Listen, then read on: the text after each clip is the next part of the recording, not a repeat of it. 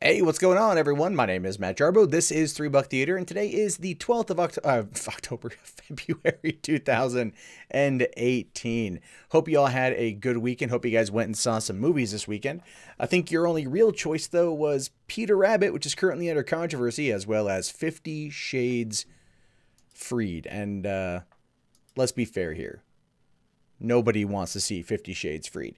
It may have won the weekend, but it's going to die a very slow and very horrible death after that, especially given the fact that Black Panther is currently slated to pull in approximately 165 million in its opening weekend, which will definitely set a record for not only, like, you know, huge February opening, comic book movie opening. You're going to see a whole bunch of articles coming out next Monday touting how successful Black Panther is, simply based upon the numbers that it's doing. And the thing is, it makes sense. The movie is heavily hyped, even with the controversy surrounding the whole situation involving the Rotten Tomatoes and everything else. People want to see it, and the reviews have been good, have been very good for the overwhelming majority. I'm taking my dad to go see it on Thursday night. We were talking about it last night, and he's all like, well, I don't know anything about the character. Is there anything I need to watch beforehand? I'm like, yeah, just watch Captain America Civil War. So just watch Captain America Civil War, and you will, in fact, be fine. But that is really where things are at right now. And that's that's what's going on with it. And I think it's going to be a fun movie. I'm excited because I want to see how it's going to tie into Avengers Infinity War, and it just looks visually stunning and visually appealing. Also, if you happen to be an avid viewer of the channel, I do want to apologize for the spamming of videos last night and today. I went out of town on Saturday, and I had recorded everything on Friday night. For those of you who saw the Friday stream, it was like 2 hours, 11 stories. It was insane, a lot of content. And I meant to kind of segment it out over Friday, Saturday, and Sunday. But Saturday, I ended up going down to Oregon for the whole day, as well as having a 2.5-month-old infant. I'm not getting anywhere near as much sleep, so I just did not have the energy to do the individual thumbnails and everything else in the meantime. So I just was kind of getting it out last night and this morning. So I do apologize for the spamming of your inbox, and I'm going to hold off on posting the segments from this show till probably a little bit later in the evening, so that will be up. People can check it out. So let's take a quick look here at the chat. MCOC Josh says, "What's up, Matt? Sorry I missed Friday's stream. Saw Justice League for the first time. Liked it, but had some problems, especially Flash's character." Well, I'm glad you finally saw it. I think it's a fun movie. It had its problems, but it was definitely fun. And I kind of got to disagree with you about the Flash. I really liked Ezra Miller's take on it. I felt that it was fun, and it was meant to be, very much the newbie of the group. What's the term? It's a foot. It's not like not Lightfoot. Tenderfoot. Is it Tenderfoot of the group? Would that be considered it? Because that's like a Boy Scout term, I think. Isaac, I have not checked out the KOTOR Aperion project. What exactly is it? Not too sure. Panther's down to 97%. That's right. Panther is down to 97%. Zack Snyder cut still. I don't think we're ever going to actually get it. Not for a while. Star Trek Discovery. Oh, okay. So there's that. Am I going on a date tonight, Vexen? Well, today's only the 10th or the 12th, so no. My girlfriend and I don't think we're doing anything on Valentine's Day specifically. We only have one car right now because hers was stolen from our driveway on Christmas night and then subsequently crashed into a creek about 10 minutes later. So we're down to one car. And we're also on different schedules just in terms of sleep. And that's just, I think we're going to hang out, maybe get some dinner, bring it home, maybe watch a little TV and spend it with our daughter. I think that's really going to be about it. Once you have kids, it kind of, Valentine's Day goes out the window for a while, which is fine. So The Last Jedi figures are at Kroger for $1. Damn. Okay. So KOTOR, the Aperion project, is a remake of KOTOR in the Unreal Engine. Wow. That's interesting. So I love to hear from Vexen. You look really clean cut. Well, I did shave for one. Two, I cut my hair and I put some product in my hair. So yeah, I would like to say I look a little bit more presentable than normal. But thank you. And the insurance, unfortunately, on her vehicle, because it was a bit older, doesn't cover theft. And our homeowner's insurance doesn't cover theft as either. So there's definitely that. But yeah, that's where we are with that stuff. So I'm gonna definitely, again, as always, we got 63 people watching and only 13 likes. Let's slap on those likes. If you like the show, if you like what I do here, I'm gonna quote some Philly D. Slap on them likes. Let's try to get it up to 100. It'd be pretty badass. So there's a lot going on today. A lot going on over the weekend. Some crazy stuff we'll get into here in just a second. I want to give people a little bit more time to come in, just a couple more minutes. So, but yeah, when it comes to, comes to the controversy, the big one today is just the Peter Rabbit story, which we'll get into. And that's just funny to me. That whole Peter Rabbit thing is hysterical. There's a couple stories that we won't probably get to, that'll be pretty crazy. One of them here, and I don't think I'm going to make its own video, but apparently, they're going to be turning Child's Play into a TV series. So the original writer of the Child's Play's movies is trying to turn Chucky into a series for television. I don't know how that would work very well. I don't know if it would work very well. The idea of Chucky seems interesting to me as a TV series, but it would have to be like, 10 episodes, one single story. And how long could something like that go on unless they start playing with like the cult aspect of the franchise? And that to me is just when it got super silly. Yeah, when it was Brad Dourif and he was putting, you doing a voodoo ritual to put his soul into a doll, it worked back in the 1980s. And of course the 1990s. But now it seems kind of silly, unless they're going to go for like a horror comedy sort of thing, similar to Ash versus Evil Dead, which is just an idea there. So that would be fun to see what might play out from that. So we definitely got all that going on. All right here. And then what are we at? We're at 7.5 minutes and still got 63 people. Can't complain with that. All right, why don't we jump into today's stuff so we can just get through it because, not looking to do a 2-hour stream, just a quick fun one today. So first things first, we've got Kung Fury. Now, if you've never seen Kung Fury, you are straight up missing out. This short film that I do think was crowdfunded and everything is just amazing to watch. And I knew that they announced Kung Fury 2 at Comic-Con a couple years ago. And they have honestly one of the best David Hasselhoff songs of all time. You can go look that up.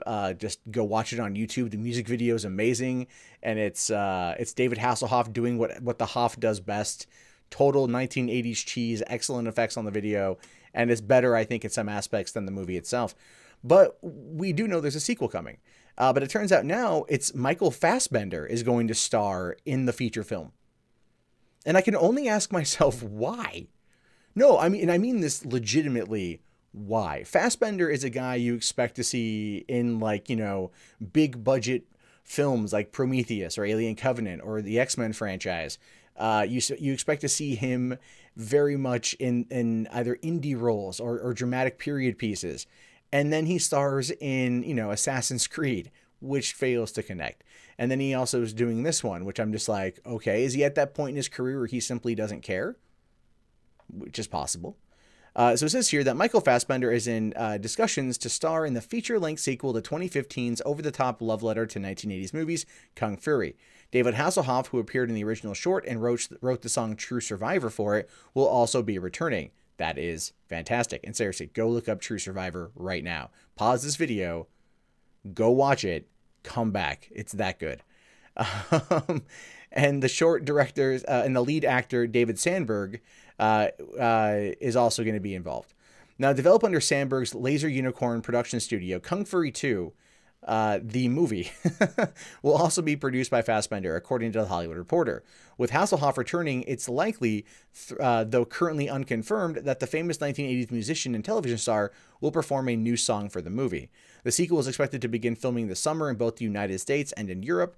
In addition, David Katzenberg, Seth Grahame-Smith, Aaron Schmidt, Philip Westgren, Connor McConnon, whatever, and Pell Strandberg are also set to be producers on the project. So Fassbender coming in as a producer obviously is part of his deal, probably because he liked the short film, I'm going to assume, and he wanted to come on board, or they wanted to approach him about it, and that's what he wanted. He just wanted that credit, whether or not it's actually going to amount to anything, who knows. And then you've got David Katzenberg as a big name, Seth Grahame-Smith, who, you know, did what was that, Abraham Lincoln Vampires Hunter, and a few other things. You know, him being on board as a producer is one thing. Him writing anything, run away. If Seth Grahame-Smith's name is attached to any movie in terms of script form, run away. I'm so glad this guy left the Flash movie. He wrote the screenplay for Abraham Lincoln Vampire Hunter, which was bad. He wrote the screenplay for, what was that, Dark Shadows, that Tim Burton movie. That was bad. The dude's, no, not very good. Now, the original film concerned itself with the exploits of Kung Fury, an elite thunder cop who lost his buddy just before his retirement, gaining mastery of martial arts during the tragic incident. When assigned a new partner, Triceracop, Fury expressed a desire to work alone, but when none other than Adolf Hitler, dubbed the Kung Führer, shows up in 1985, Fury realized that he had to team up with his new partner and the likes of other quirky sidekicks like Hackerman and Barba Brianna to realize there's nothing more radical than teamwork. Considering the film was made on a budget of just over $633,000, the short is quite visually impressive. It should prove interesting to see what the sequel will look like with even bigger finances behind it. Now, it's also on Netflix. I think it's still on Netflix, and that would be something to go check out too. You can also watch it on YouTube, but Netflix really wanted to get it on there. And obviously, you know, with the whole point being that they shot the movie, and then they got David Hasselhoff with the money that they had raised to do an original song as well as an original music video, and it was really, really, really well done. Even though Adolf Hitler shows up, he was played by Jorma Taccone from Lonely Island fame. Also, if you happen to have ever seen 2009's Land of the Lost, he was Chaka. A role that I think he actually really doesn't like the fact that he was in, but every once in a while, I like to give him crap on Twitter that he remind him that he was in that movie. I love it, but that's just kind of the way it is. This is a movie that, to me, feels like it was birthed from the internet. And in many ways it was. It was a short film that was kickstarted, put out there, really did well. People really, really, really like it. But I'm a little bit concerned about seeing a feature-length 90-minute sequel. The 30-minute short film was fun, but it also felt like it was trying a little bit too hard to fill the gaps. Now, that could just be how they wrote it, because it was more of a proof of concept that they raised, you know, almost $250,000 for, it feels like, and everything else. So I'm not too sure what the story is going to be. If Kung Fury 2, the movie, is just a feature-length retelling of Kung Fury 1, which I guess you could say in 80s fashion, that's kind of what it feels like it would be, right? It would definitely be this kind of a retelling of the movie. That could be kind of funny, just really expand it out. And have a lot more, you know, a lot more effects and everything else. So definitely looking forward to Kung Fury 2.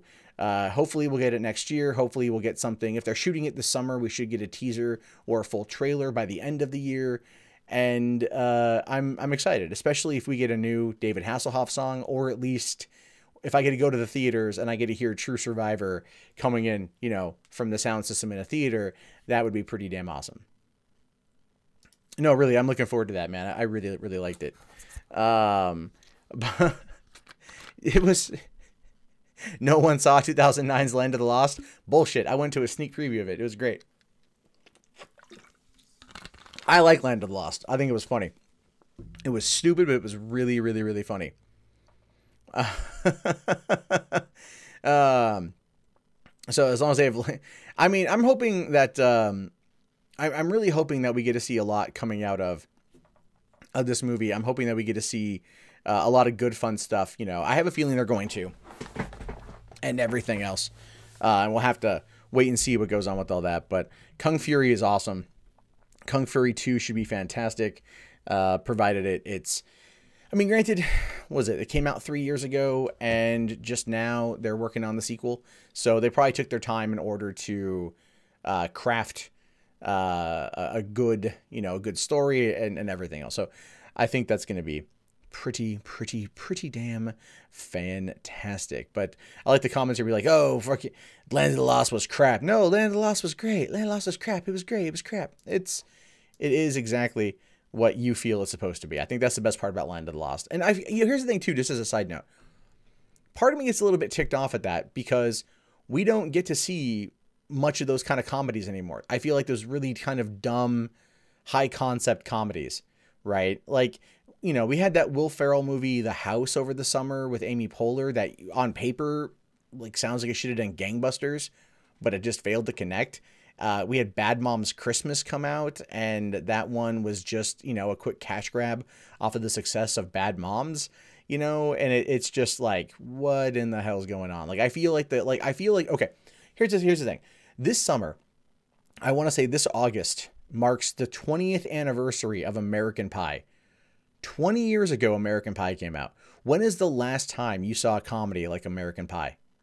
I mean, really, when's the last time? I feel like it's just been forever since we've seen anything like that. And as a result, like, we're just not getting those kind of comedies anymore, with maybe the exception of coming on to Netflix. And that's possible because Netflix, I think, cares. And people, you know, like the Hangover movies, we're not even seeing anything really like that anymore. Even though The Hangover 3 came out in, what, 2013? So, or 2013, I think, right? Or 14. I forget. So, all right, jumping into the next story here. Five Nights at Freddy's. Now, the news of this particular movie has probably made MatPat completely cream his pants 5 or 6 times over, mostly at the thought of being able to absolutely positively capitalize off of the film version of it for his Film Theory channel, given how many times game theorists talked about this. But for the rest of us who are just, you know, kind of, I guess, casual fans of Five Nights at Freddy's, it seems interesting. But again, it's a video game movie, so how good could it be until you realize that it lands Christopher Columbus as the writer and director? That has me super freaking intrigued. Christopher Columbus coming in to write and direct this kind of movie. Like, what? Anyway, it says here, a film adaptation of the hit video game Five Nights at Freddy's has been in the work for a few years now. Originally, the project was set up at New Line Cinema with Monster House director Gil Kenan on board, but now a new director is being brought in as the project finds a new home, which is unfortunate because Monster House is an excellent movie. And I think given maybe the type of game that Five Nights is, and given the type of storytelling that was happening in Monster House, at least a lot of the aesthetics for an animated film, at least, obviously would be pretty cool. Now, Five Nights has, you know, kind of a limited story overall, but it's a lot of the myth and the lore that I think a lot of fans have created, as well as the stories that the creator of the game has put out that really kind of keep people coming back for more. And that's one of the cool things about this particular franchise. I mean, it's weird to go to the grocery store and to see a Five Nights at Freddy's claw game, right? Like, that's how you know. Like, when a game that came out for, like, what was it, like iOS or something, just for like Apple, or I was on Steam too, but it's like just a little mini game that came out, and a couple years later you're going to the grocery store and there's a claw game for it, you know, and like, in children are playing to get their hands at this horror game's toys. That shows you the power of Five Nights at Freddy's. And I find it to be weird that the movie hasn't materialized any faster, given the fact that it was originally announced to be coming out, or originally announced that it was going to be being made in around 2015. Now, it says the Five Nights at Freddy's movie is now situated at Blumhouse, which feels like a much better fit for the story of a security guard dealing with animatronic robots who come to life late at night in a place not unlike Chuck E. Cheese. And now Harry Potter and the Sorcerer's Stone director Chris Columbus has been brought in to take the helm.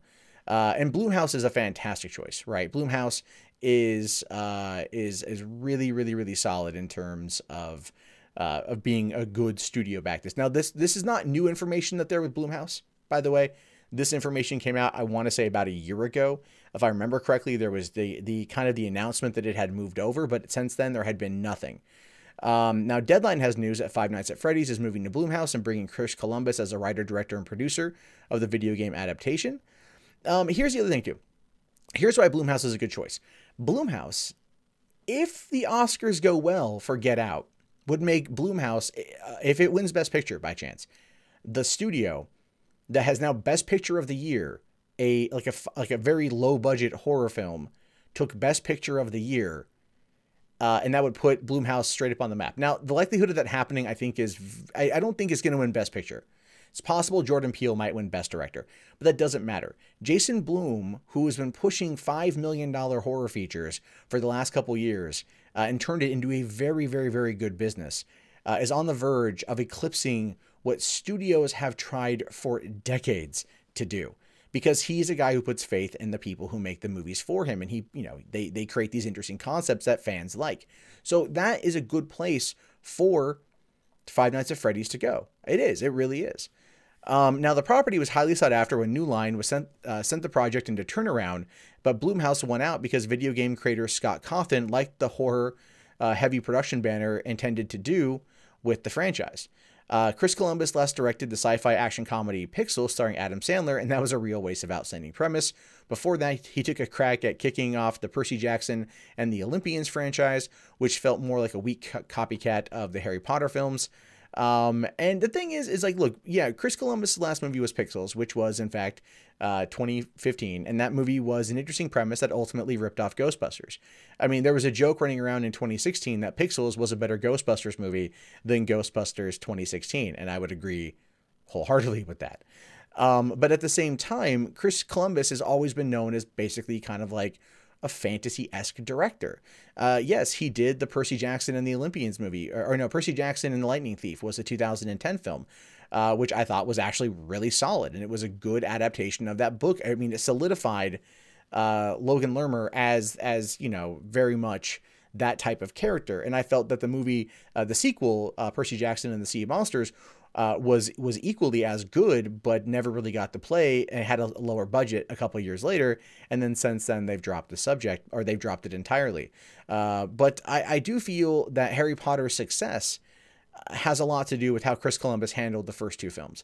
I don't remember why he left the franchise, but he definitely, I think he was the person who was the best suited to ground it into the setting that the book wanted. Past that, you had Alphonse Cuarón with, the Prisoner of Azkaban, which took a good book and turned it into more of like an art film, which I guess kind of worked, but really just butchered the story. Don't even get me started on Goblet of Fire. And then, oh Jesus, like the last half of Half-Blood Prince, like what the hell was that? And I'm more or less, I'm getting off track, but the idea here is that like Columbus grounded the first two. Right. So I think he's good with trying to ground these in a sense of fantasy as well as reality, and not take it too far out there, which is, I think, a good idea for attempting to ground Five Nights at Freddy's into something that's not only going to be tangible, but relatable and scary to audiences who are going to be around the age of 13 rushing out to see this movie, which I'm not going to lie, I hope the hell is rated R. I do. I hope it's rated R because I feel like it should be. Right? I mean, they might go PG-13, but I think that's ultimately going to be a mistake. Now, it says here that on the writing side, Columbus is no stranger, having written the original Gremlins. And so, okay, so he's written the original Gremlins, and he's going to come over to this. Now, the two are, of course, entirely separate from how they're done. But the idea there is the same. It's more of a it's more of a kind of suspense building world, right? Like Gremlins was directed by Joe Johnston, right? And he did a great job, but again, the way that the script was set up is that we get to see this kind of horror play out in a way that was very very scary at the time, and it had a lot to do with the way the writing and the direction happened. So if he's able to bring it in that regard and ground it and tell a good horror story, then I think we're going to be in good hands here. Plus, he needs a win. If I'm being honest, he needs a win. And I think coming back on board with this, probably it's going to be a bit on the lower budget side, very confined to obviously the Chuck E. Cheese type place or Freddy Fazbear's. I've never played the game. I have no idea. But looking at the setting of it, the idea behind it and everything else, we're going to see a lot of good stuff come from this. I mean, I'm personally excited, even though I'm not a giant fan. I just want to see a good video game adaptation, and I like the talent that's behind the camera. I do. I really do. So I don't know if I'd say that the Chamber of Secrets is too long. The studio didn't lose any money on that movie. I'm looking that up, man. I'm looking that up. I don't trust you. Box Office Mojo, Chamber of Secrets. I don't think any Harry Potter movie lost money.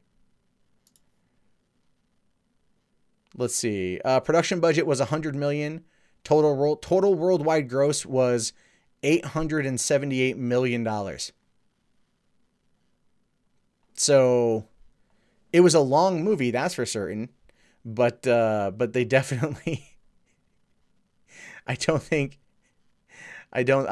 no. I'm sorry. I just no. I don't agree.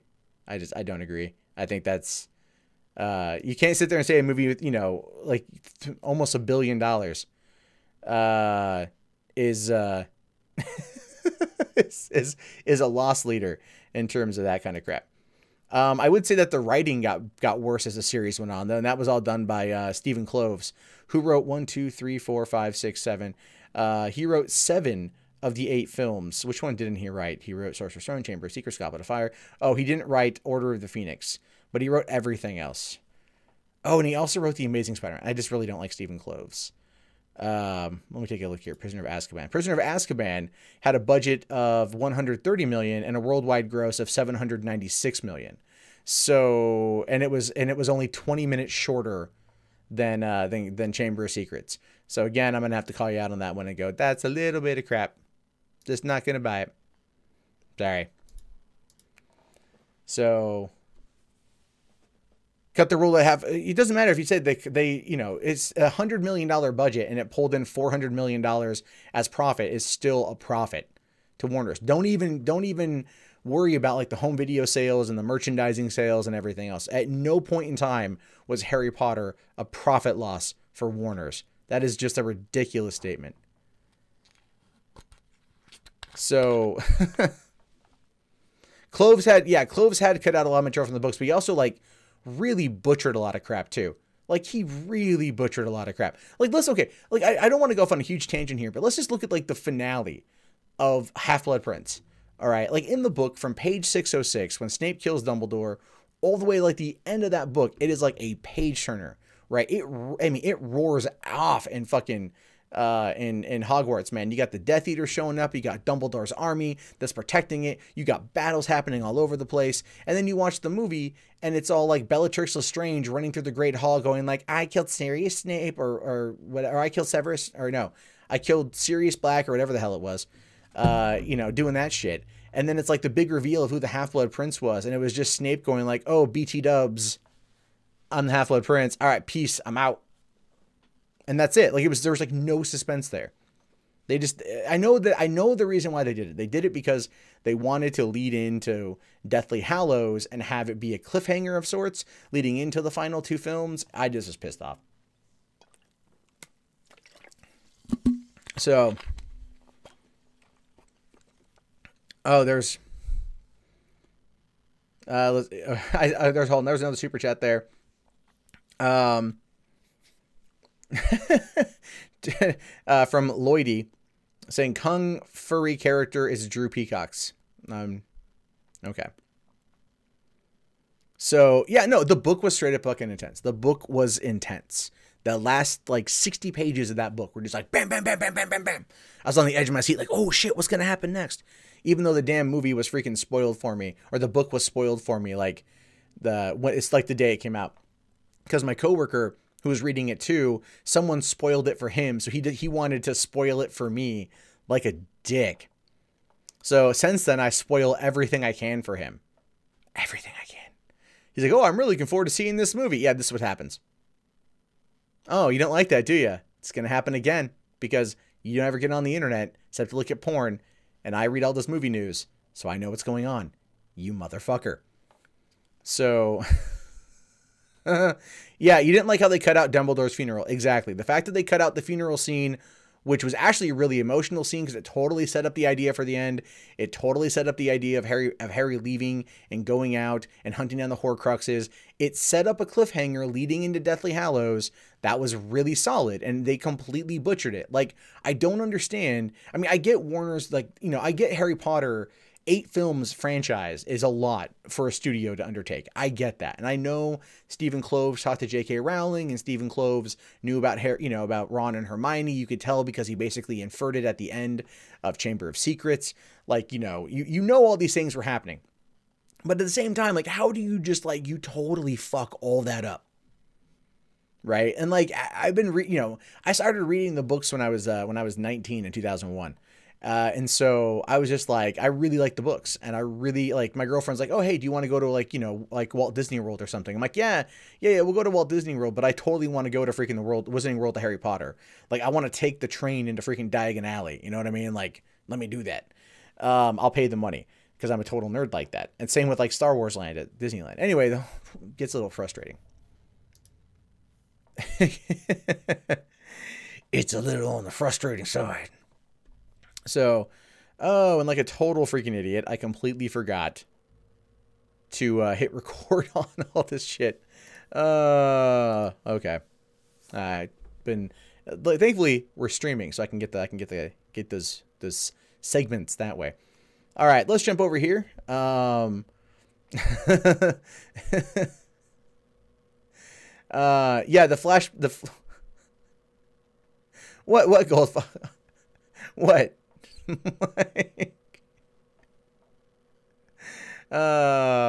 Sorry if I spoiled Snape kills Dumbledore, man. It happened long time ago, but I apologize. That wasn't right. It wasn't good for me to do.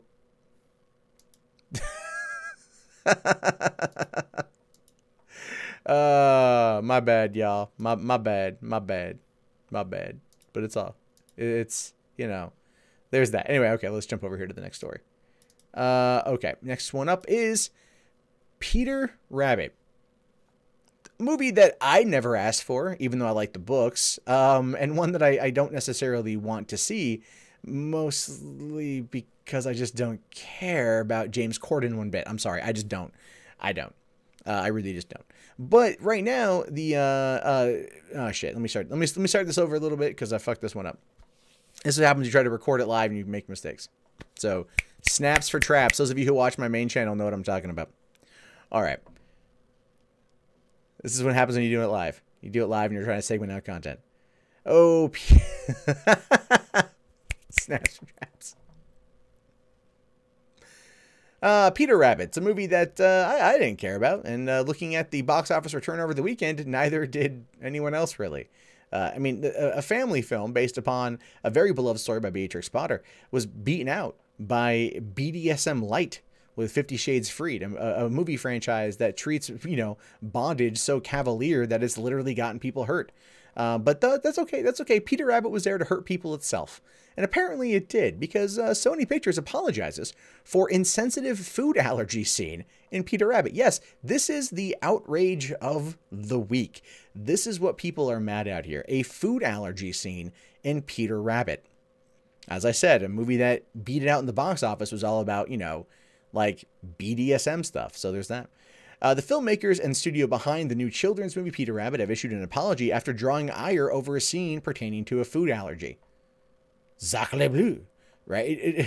I mean, like, look, I can understand, before we get into this, I can understand why some people are upset at there being a thing like this. I get it, right? They're upset. They don't want, to make fun of something as bad as a food allergy. If you have friends who have food allergies, I get it. I do. I understand. But at the same time, it's a movie with animated talking rabbits. This is not real life. This is fantasy. This is fiction. These people don't exist. No actors were harmed in the filming of this movie. And I feel that should be now put in the front of the movie instead of at the very end of the credits. Now, in the film, Peter Rabbit, voiced by horrible James Corden. I can't stand James Corden, right? Like, I try watching his show and I'm just like, ugh. Like, ugh. Yeah. Also, carpool karaoke from a YouTuber perspective is just garbage. Anyway, Peter Rabbit's nemesis, Mr. McGregor, is allergic to blackberries. In an attempt to enter McGregor's garden, Peter and his friends shoot a blackberry into McGregor's mouth, causing anaphylaxis. Parents who saw the movie were upset with the scene, saying this scenario was bullying of someone with a food allergy and calling for a boycott of the film. Now, considering that, like, McGregor tries to keep them out, I can understand the bullying aspect, but at the same time, it's also like, it's a movie. It's a movie. You know, the guy have an EpiPen on him. He's fine. He's good. Did he live through the movie? I'm sure he did. He's fine. He's good. Playing up something like that as a way of, you know, getting one over on somebody is, you know, it's a real dickish thing to do. But at the same time, it's a movie. In an email statement, Sony Pictures and the filmmakers of Peter Rabbit said, food allergies are a serious issue. Our film should not have made light of Peter Rabbit's arch nemesis, Mr. McGregor, being allergic to blackberries, even in a cartoonish slapstick way. We sincerely regret not being more aware and sensitive to this issue, and we truly apologize. Now, I wouldn't be surprised if this is not enough to quell those small voices that want to boycott the movie. In fact, given everything involving, let's say, the hashtag #MeToo movement, this type of microaggression against people with food allergies, especially to blackberries, they should definitely recast the movie to see if Christopher Plummer is available for reshoots, or just go and add an entirely different scene and then resend the film to cinemas in order to cut it out, which I think at that point would only make it worse. But if the movie's losing in the box office, and if it's losing to 50 Shades Freed, and it's going to definitely lose to Black Panther next week, or later on this week, it might be actually good for them to do that. It might be good for Sony to sit there and say, yeah, maybe it would be a good idea if we did, in fact, you know, get rid of this thing. Maybe, or it would cut the scene out, because it would cause a controversy that would drive people to the theater in order to see it, in order to get one over on them people who are upset about food allergies, right? It's a solid play, and we've seen it play out time and time again. Now, Kid with Food Allergies, a division of the Asthma and Allergy Foundation of America, have previously posted a note on of caution on their Facebook page to parents taking their children to see Peter Rabbit, saying the scene may be disturbing to young viewers who have a food allergy. I'm lactose intolerant. If I have a lot of dairy, my body does not respond well. So I would look at a scene like that and probably still laugh my ass off. Just as I, you know, also get mad at myself every time I have ice cream. Like, oh, Matt, you shouldn't do this, but at the same time, it's so good, right? I had to go to a baby shower recently, and the lady hosting the baby shower, straight up allergic to peanuts. Can't have them. It will kill her. And yet products she had there at her own home may contain peanuts. And she's like, you know, it tastes pretty good. Screw it. I'm gonna gamble, right? I'm just gonna roll the dice and see what happens. Because that's how I think people live their life in regards to this. So the only people getting offended are parents on behalf of their children who probably don't care and will probably just end up laughing at the scene as it was previously intended. Again, this is something that's seriously an outrage of the week. But it finishes up here by saying the AAFA CEO, Kenneth Menendez, posted an open letter to Sony Pictures writing, making light of this condition hurts our members because it encourages the public to not take the risk of allergic reactions seriously. And this cavalier attitude may make them act in a way that could put an allergic person in danger. But the thing is, nobody wears their allergy on their sleeve, right? Oftentimes they have to tell you. Like, I have friends who are allergic to wheat and can't have anything like this. You know, the gluten craze, allergy craze was a thing for a while. And people found a way to use it to make more money by just writing it's gluten-free. I saw gluten-free water once. Like, that's how far it went in terms of marketing. But when you break it down, no one was harmed. It's a movie. The kids are going to laugh at it, and then it's up for the parents later on to sit there and go, now, see, that scene was funny, but that's not how you should treat people who have an allergy. It can hurt them, and that was a movie, and that's not real. Very similar to when I was, I don't know, 6, and my mom was out with her friend, and her friend's mother was watching me, and she was an old, like, 1970s Jewish woman, or she's like 70-year-old Jewish woman, you know, no-nonsense Jewish woman. We're watching Jaws 3, right? We're watching Jaws the Revenge.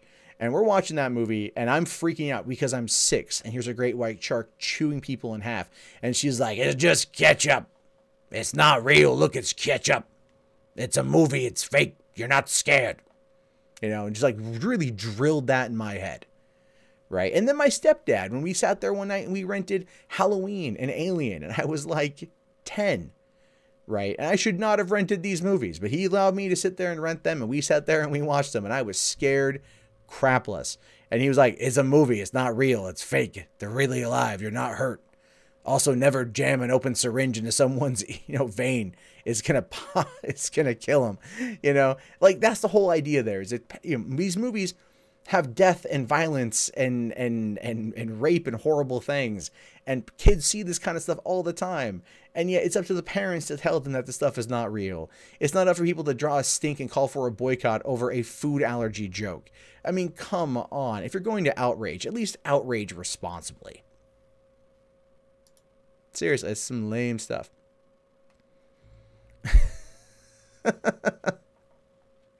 I'm just telling you, man. Oh, sorry. Jaws. Okay, it was Jaws 4. I got him wrong. I was like 6, dude. Come on. I watched a lot of bad movies when I was a kid. My parents, like, you know, like, okay, when RoboCop came out, I wanted to see RoboCop. I was 5. My mom said no, it was too violent. So she went to go see it on a date. And her best friend came over. And her best friend's boyfriend brought over Bloodsport, a rated R movie. My very first rated R movie. And I love that movie to this day. I love Bloodsport. Frank Dukes, Kumite, right? You know, like, I love all that stuff. So, yeah. I'm going to raise my kid on South Park. Responsibly on South Park, though. Daniel, there are a couple, they're not 4th or 5th 50 Shades. It's just a book from the other perspective, which is just another way that E.L. James has ripped off Stephanie Meyer. Another way.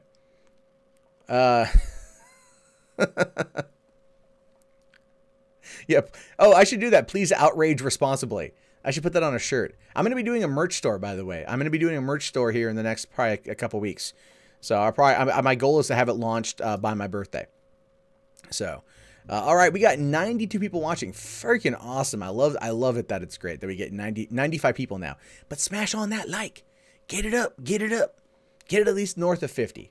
North of 50, get it up. That'd be pretty good. I'd be happy with that. North of 50, motherfuckers. So, but yeah, it's some crazy. Okay, let's jump into what's the next story here.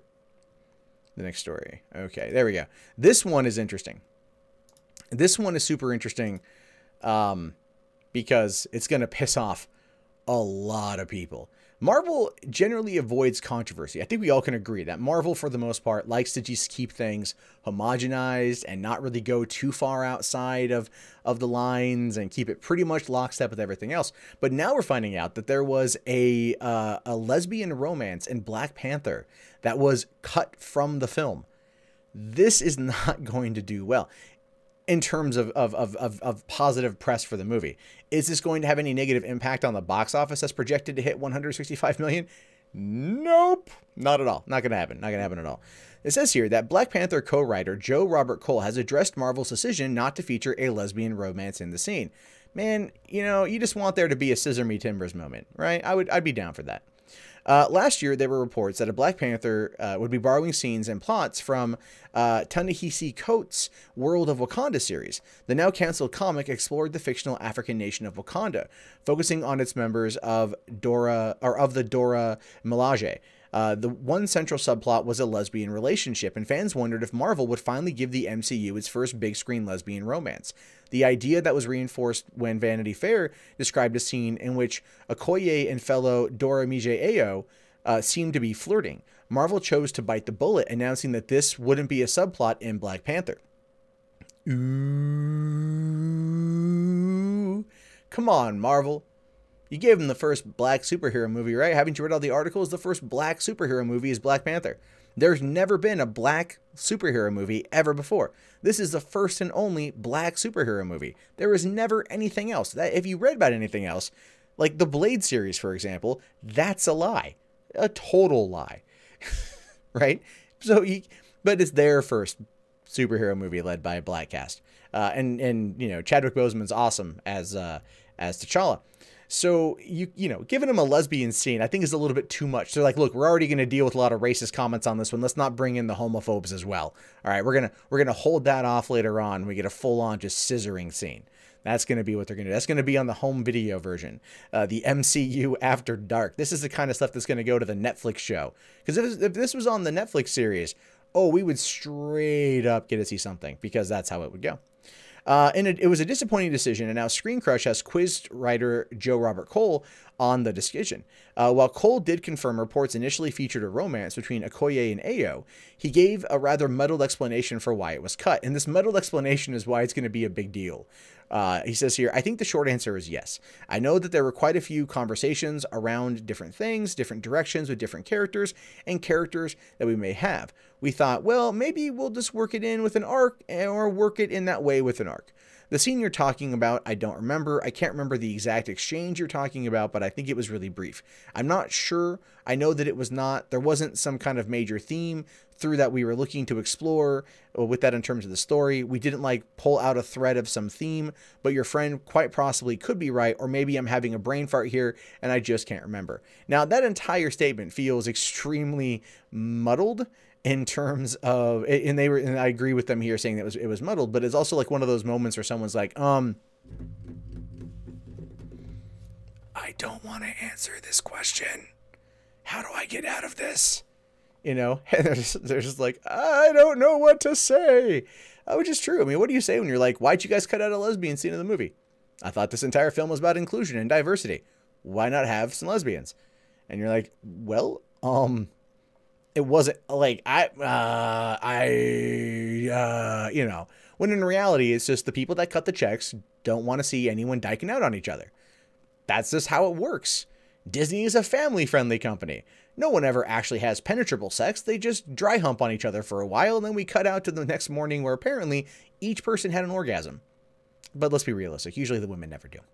Anyway, so Cole's account suggests that the relationship was never a major arc in the film. Instead, it may be that the movie featured a number of minor scenes that hinted at a relationship between Okoye and Ayo. Marvel simply chose to take the film in a different direction and played out another relationship instead. And that's entirely up to them if they want to do that. This could be what was in the editing bay. Because oftentimes, you know, they're pretty much in control of all that. That's one of the reasons that Alan Taylor didn't enjoy working with Marvel with Thor 2. It's one of the reasons why Joss Whedon walked away after Avengers Age of Ultron. Like, Marvel homogenizes this stuff, and they're going to keep it as, you know, I guess you could say family-friendly as humanly possible. At least in terms of any kind of sexual situation. Because, you know, like, look at the opening scene of Captain America Civil War, where Baron Zemo straight up drowns a dude by hanging him upside down in a vat of water.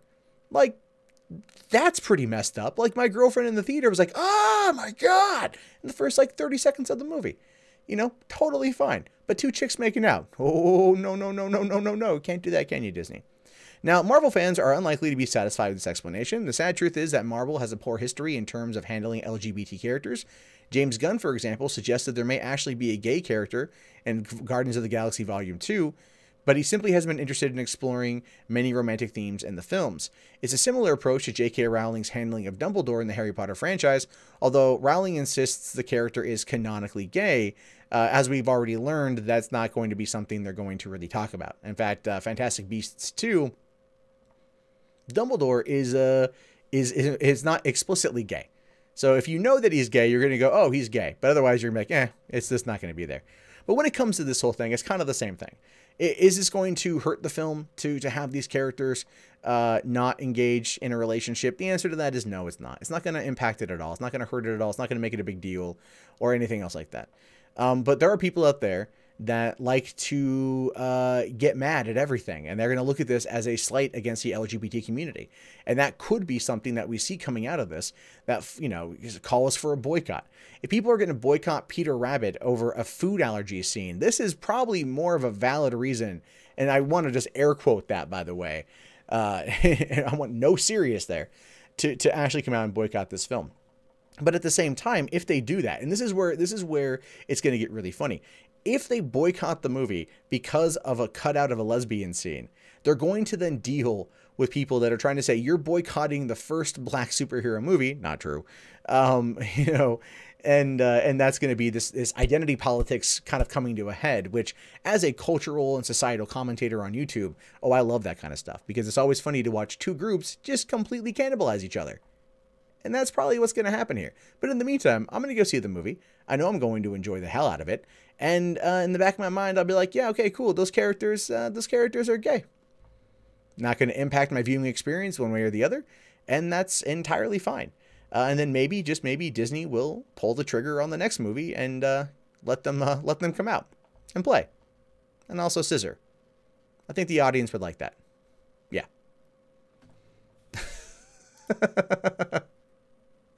So, no, exactly. The Dumbledore being gay thing doesn't impact the plot at all. Exactly.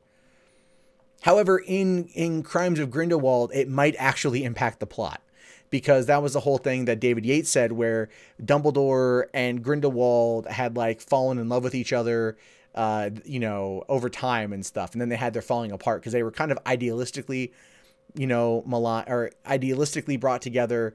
And then they just each went their own way, and so on and so forth.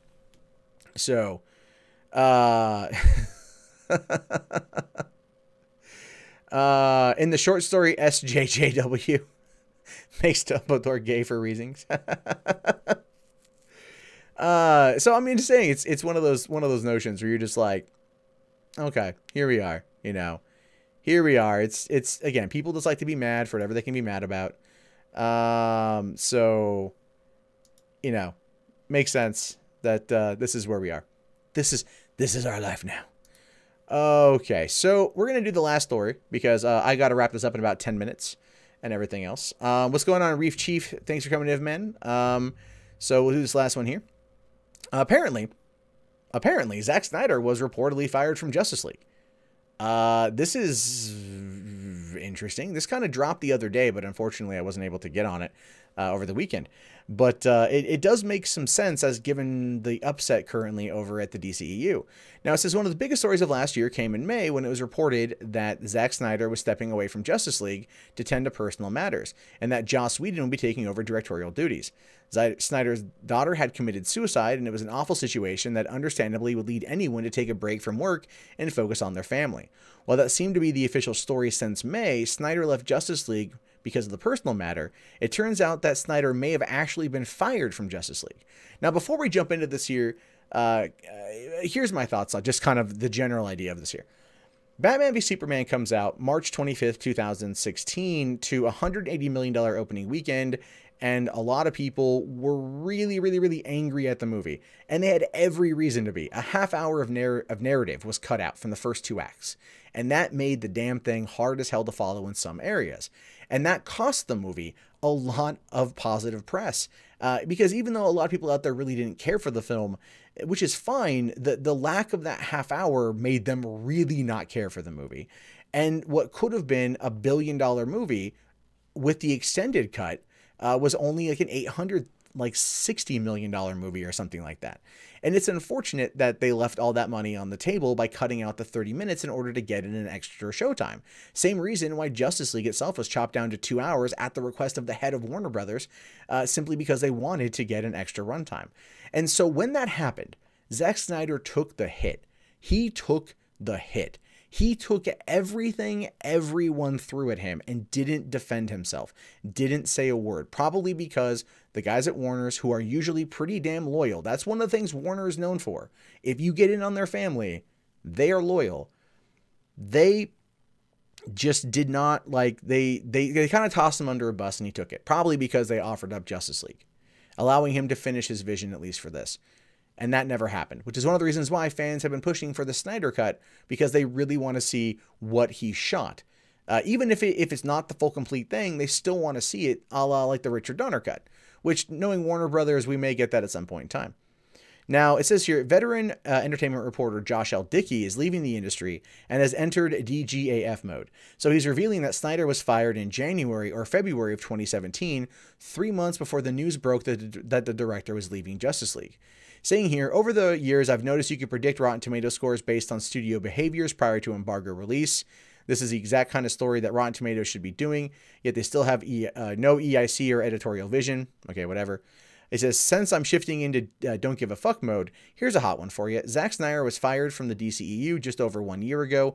Couldn't write it quite that way at the time, but was able to tap dance around it in clumsy, oblique headline.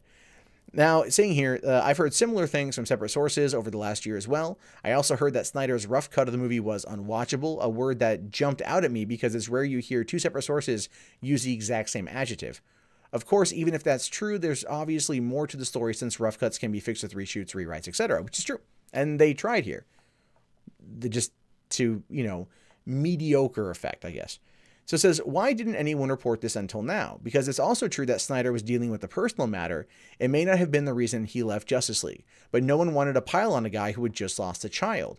Well, okay, to be fair though, they announced in May that he was leaving, but his daughter killed herself at like the last week of March or something. The 3rd or 4th week of March is when she took her own life. So if he was fired in February or January, then I don't quite know how the timeline matches up. Because why would they keep him around if they had fired him? They would have already removed him from working on the post-production for the film and going into reshoot mode. So that's a little bit odd just in terms of the timeline. And I know I see here they're trying to connect it in that regard, but we're off by a solid month, right? We're off by like a solid month or something. So it's a really sad story all around, and I hope that Snyder, when he's ready, is willing to give his side of what happened during his time overseeing the DCEU. I'm sure we'd like to see his perspective. And then here's a whole bunch of photos and everything else. So ultimately, here's my take on this. If Snyder was in fact fired, Warner's screwed him. They screwed him. They tossed him under the damn bus. They got rid of him. And probably, and this is again a dark thing to say. And while they're probably not happy that his daughter committed suicide, they're probably also going like, "Ooh, well, that makes it easier for us to get rid of him because of that." And that's unfortunate because Snyder is a very visionary director. I loved his work on Man of Steel. I liked Batman v Superman, the extended cut, quite a bit. Love Watchmen, love 300, love Dawn of the Dead. Sucker Punch, I got to go back and watch the director's cut of that thing because I hear that's much better. But he took everything that the movie fan base was throwing at him, and he took it, and he still got screwed over at the end. And I think that to me is one of the worst parts about it, where this director was taking hate for some asshole's decision and he couldn't say anything. And that might be one of the reasons why now he's over on, I think Vero is the name of the social media app over there. He's over on there and he's kind of like semi-trolling. He's throwing some shade at Warner's a little bit, or he's at least stroking the fires of the rumored Snyder cut as a way to, I think as an FU to Warner's. Because he's probably not going to go back to work. He's doing some short film stuff now, and he could get a job working through any studio that wants to work with them. And that's not going to be a problem for Snyder. He's done enough work that way to kind of guarantee to get a job. But I would like to know his story. I would like to know if he was in fact fired from the DCEU, and I would like to know why. Now, did it happen after like Jeff Johns came on board and just they failed to find a proper connection? Did it happen after Kevin Tushigahara, whatever his name is? I butchered that. I'm sorry. Came on board and they just realized that they were over budget and it was too long and too bloated of a film. I mean, I don't know. I know they don't have to tell us anything. I know this, but as a fan, as a person who sees the movies and goes to the theater all the time, for these things, like, why wouldn't they tell us the whole story? And the reason why obviously is they don't want to undermine their, the mystique of filmmaking, because a lot of people out there, they don't want to know the nitty gritty of the film going industry. They don't want to know the upsets behind the scenes in terms of numbers or budgets or anything else like this. They just want to watch the movie. And by giving into that, by kind of giving into that narrative, it would put a shadow over the finished product. Kind of like, for example, Chappie. Chappie was not a good movie. Blomkamp, it was an interesting story, not a good movie. And you could tell that it wasn't going to be a good movie when leading into the release of the film, they had, instead of talking about the movie itself in the press release, everyone was talking about Blomkamp's idea for Alien 5 and that Sigourney Weaver was on board.